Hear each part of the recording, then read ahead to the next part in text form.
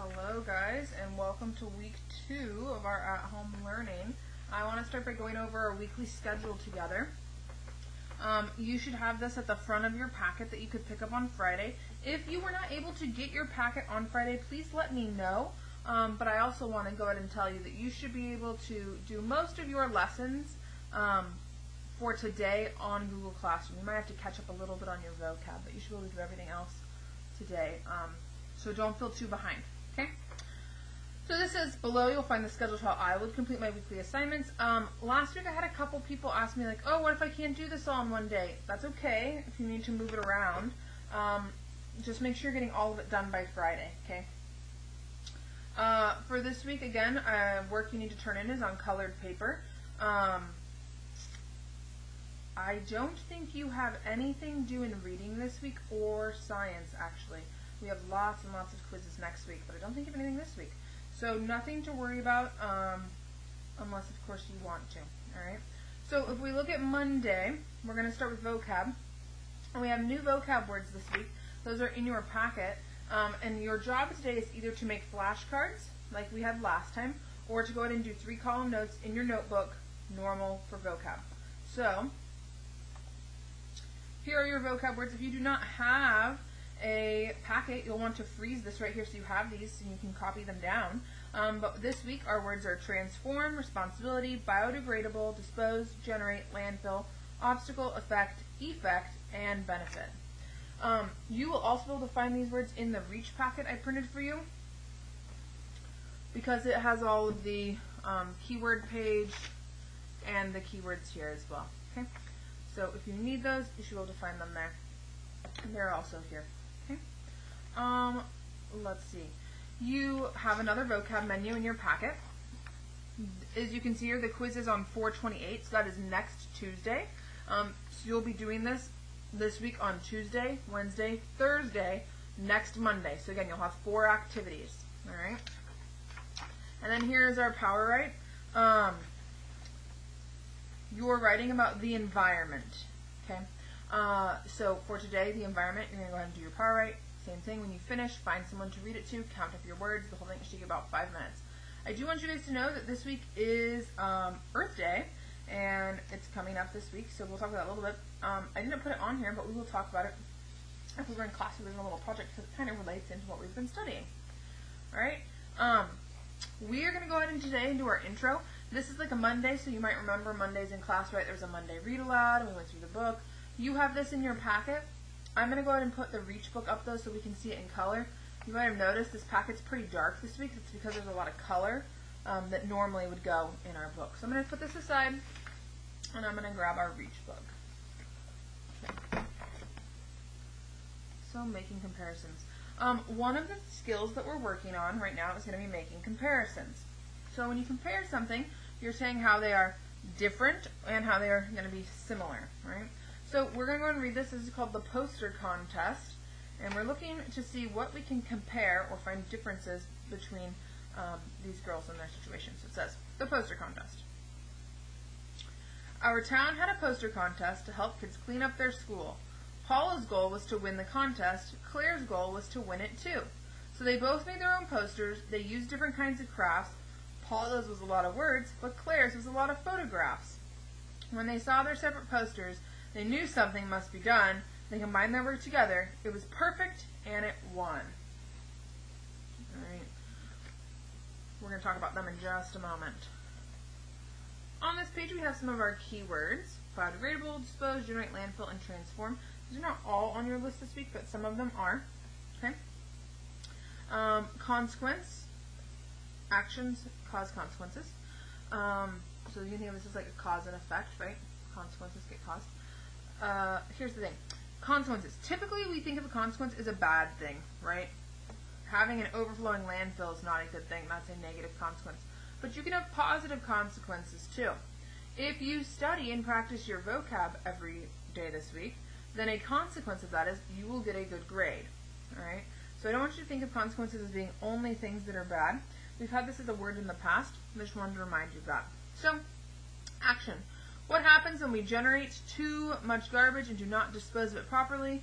And then these are 2 things that could happen. We could have litter on the ground, We have a dirty community. We could have overflowing landfills.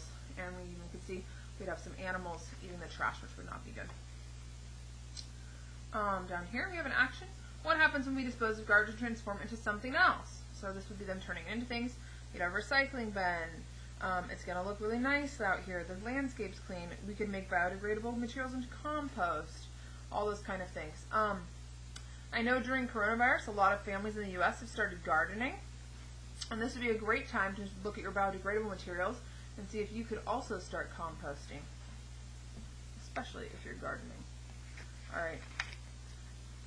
The next page is our goal and outcome. So the two things we're working on this week are comparing and goals and outcomes. Now, when you make a plan or you set a goal, you might encounter problems or obstacles.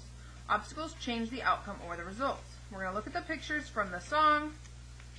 This is the song about Claire and Paula. So, originally, they both wanted to make a poster.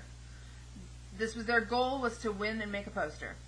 An obstacle they ran into is they realized their posters weren't very good on their own. One had a lot of pictures, one had a lot of words, but neither one was really very good. So, the end, they worked together, and then they were able to meet their goal. Now, when we're doing this, there's a special graph we can use, and they're calling it a goal and outcome plan. You might have heard about this before, especially if you're in my swap group, because we can use this for summaries, but it's somebody, wanted, but, so. Okay? So somebody's our characters, what they want is their goal, the but is like oops, an obstacle, and then so, what happens in the end. And we're going to be using this later this week after we read our story. So right now I'm going to pause. You can keep looking at this. I'm going to read the Monday read aloud that goes along with the story, and then we're going to look at this a little more closely. Here's what it says. Working together. Claire and Paula's school held a poster contest about the environment. The challenge was to design a poster that would encourage people to produce less garbage. Claire and Paula each entered the contest, and both girls were determined to win. Claire began by filling her poster with pictures of trash and crowded landfills. Paula filled her poster with information about the importance of recycling and using biodegradable materials. Later, Claire and Paula showed their posters to the judge. He said, "Claire, I want to see more facts on your poster. Paula, you need more pictures to make the information more lively and interesting." Back at home, Claire and Paula decided to work together to create a new poster. They used Claire's artwork and added Paula's information. When they displayed their new poster, the judge said, "I like the way you combined your posters." By working together, the twins won the contest. Hopefully, our poster will inspire other people to work together too. If we share our ideas, we just might find a way to help our planet, Claire said. Alright, so that Claire and Paula are our characters. What do they want? They want to win the poster contest. What is the obstacle? Their posters aren't very good on their own. And you should know this if you think about it, because when we've made lots of one-pagers this year, remember how we always want to get our information and facts, but then it's also super important to make it visually appealing? You know that you're more likely to look at something if it has colors and information on it at the same time. And then what happened at the very end? They worked together on the poster, and it won. Now, this was a really short story, and it's really simple. Sometimes characters run into more than one obstacle. So you can be like, then, and then another one. Sometimes they can't actually complete their goal, and so the outcome isn't positive. But this is what we're going to use this week. Okay? Here we go. We have the rest of our keywords here. So I'm going to read through these. Affect. You can see this is you affect. If something affects you, it changes you or your situation. The snow can affect your plans. Behavior. Behavior is the way a person acts. Their bad behavior got them in trouble. These kids look pretty young to be in trouble. I wonder what they did. Benefit. A benefit is something that helps. Fresh air and exercise are benefits of playing soccer. So we've talked about benefit this year, right? Remember, bene, this part right here, means good. So this is a good thing. Effect. This is pronounced effect. So you can see the difference here. Affect and effect, where that's the different ways. And effect is the result of something else. A runny nose is an effect of a cold. Alright, and then responsibility. A responsibility is something you should do. It is my responsibility to walk my dog. Alright. We're going to do these couple more pages today as well. This is about synthesizing We've done synthesizing earlier this year. Remember, that's when you take information and you put it together. It's like making an inference. So it says when you synthesize, you combine information to come up with a new idea. You synthesize when you draw conclusions or put details together to understand people, things, or situations. Look at this cartoon. You can probably draw a conclusion about the kind of day Paula is having. So if you were to look at this, what could you synthesize about Paula's day? One thing I notice is she's got her knee bandaged up, so it looks like she's probably hurt herself today, so that probably didn't make her day go super well. It looks like her sister's kind of like laughing and running away, making fun of her, so that's probably also not making her feel super great. We can see she's about to get hit with a bucket of water. That's not good. And of course, it's never fun when your shoe's untied. So we could say, that I can synthesize, Paula is not having a very good day because all of these reasons. So this happens naturally in your brain when you're reading, and even when you're just walking around. You might wake up and you might look outside and you might go, oh wow, it's raining today. In your brain, you're probably able to synthesize, wow, it's raining today means I probably am not going to go to the park to eat lunch anymore because it's raining.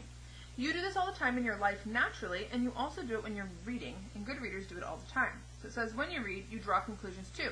Drawing conclusions helps you understand more about what you are reading. Here we have a little email, and it's going to have us practice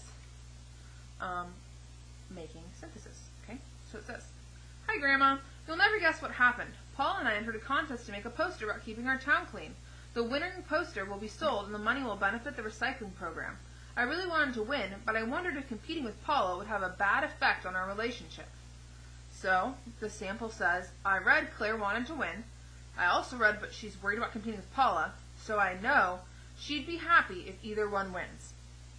You could also say, I read that she wants to win. I'm worried, but she's worried about competing with Paula, so you can tell she cares about her relationship with Paula. She wants it to be a good relationship. This one says, preparing for the contest was fun. Mom and Dad liked my pictures best. I was afraid Paula would be upset. You know, she gets mad, and I didn't want her behavior to affect the fun we were having. So you could look at that and try to make one. You could say, I read that Claire's mom and dad liked her pictures best. I also read Paula can get upset, and you can conclude Claire doesn't want Paula to be upset. Okay? Or you could read this part here and you could say, if she gets mad, they won't have as much fun. You can probably agree that when you're working with someone in a group, it's more fun when everyone's in a good mood than if someone's having a bad time. Lastly, it says, Mom and Dad said they liked Paula's words best, so we put her words and my pictures together and made a single poster, and we won the contest. We were both given a prize. The only problem is now we have the responsibility as winners. One of us has to give a speech at the town open house. I think I'll let Paula do that. I'll write more later. Love, Claire. So you can say, I read that they won the contest. I also read they now have new responsibilities. I conclude that they will need to give a speech. You could also make the conclusion, do you think Claire likes to give speeches? I would say probably not. She wasn't someone that liked writing a lot of words and facts, and she seems like she really wants Paula to do that. So you can make a conclusion that Claire probably doesn't like speaking in front of people. This week we're going to be reading The Story Where I Live. It's a really long story. We're going to try to read the whole thing tomorrow. I will read it out loud here tomorrow with the colored pictures, so check in if you want to do that. But I want to go over this part so we can get started right away tomorrow. So it is a short story, which means it's a work of fiction. Fiction is being fake. Okay? It focuses on a single problem and a main character that tries to solve the problem. So this is going to be perfect for us filling out that goal and outcome. Point of view is who tells the story. So in first person point of view, the narrator uses words like I, me, and my. If you're in my swap group, we just finished this, so this should be overview for you. But hopefully the rest of you remember it as well. It says to tell the story as he or she sees it. Elena is the narrator of this story, and they give a little sample right here. First, let me tell you about myself. My name is Elena Gomez. I live in a 3-story apartment building. My bedroom faces the street. And so there's some words here that tell us it's about her. Me, myself, my, and I. Okay. I hope you guys are having a great Monday and you had a nice weekend, even though the weather wasn't super great. It's supposed to be nice for the next couple days. So if you get a chance to get outside and do some things, hopefully you were able to follow along with all of this today. It's a lot of intro from home. And then tomorrow we'll be back to read the story. Please make sure you have your packet somewhere safe. I did send out packets for 2 weeks and you don't want to lose those. Alright? If you have any questions, post them down below and I will get back to you as soon as I can. Have a great day.